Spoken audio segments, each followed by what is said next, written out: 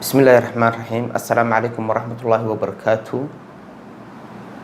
Maanta waxaan idinla wadaagayaa sideebaad shaashadda moobilkaaga uga dhex isticmaali lahayd shaashadda kombiyuutarkaaga oo aad ugu xidhi lahayd moobilkaaga iyo kombiyuutarka iskugu xidhi lahayd adigoon isticmaalayn wax cable ama USB ama wax xadhiga oo isku keen xidha adiga iyo kombiyuutarka, balse laakiin kaliya aad isticmaalaysid Wi-Fi-ga qura. Markaa waxaad u baahan tahay laba application oo midna aad moobilka kusoo download garanaysid, midna kombiyuutarka.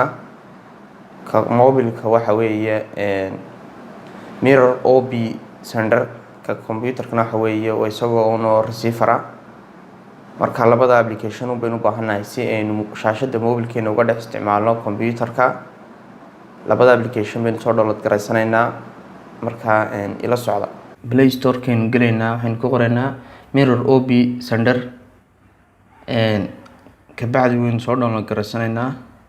waa kan inoo soo baxayba, waa kaa loogadiisu ee buluuga tahay. Install baan odhanaynaa, accept. Kulli waqti bay yara qaadanaysaa downloadku, waan iska yara sugaynaa.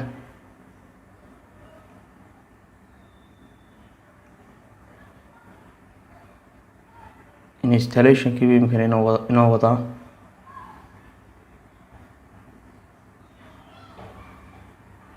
waa kaasaasu ku dhan yahay, wuu inoo soo download garaysmay.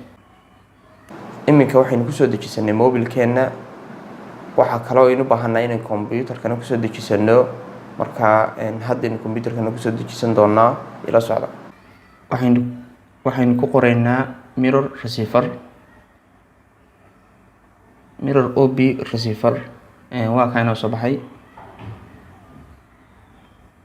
hoos baynu soo yara degaynaa.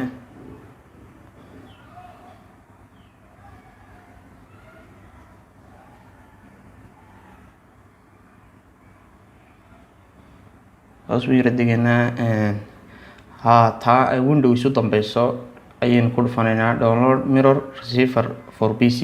Windows taa u dambeyso ayaynu ku dhufanaa.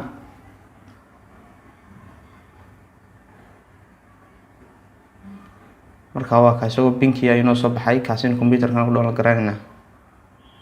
halkaa ay download ka qoran tahay giftinka koonaha ayaynu ku dhufanaynaa. marka waan download garaysana. iminka waa kan inoo download garaysmay.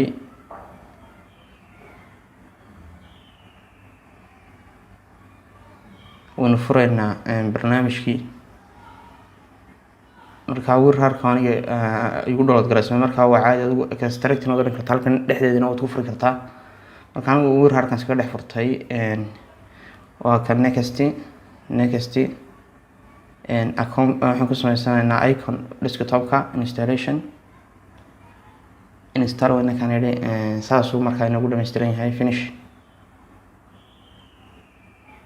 waa kan desktop-ka inoo yimi.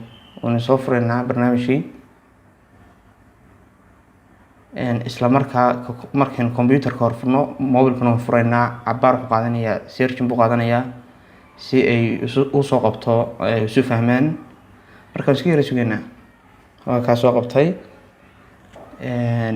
kombiyuutarkii. markaa waynu ku dhufanaynaa.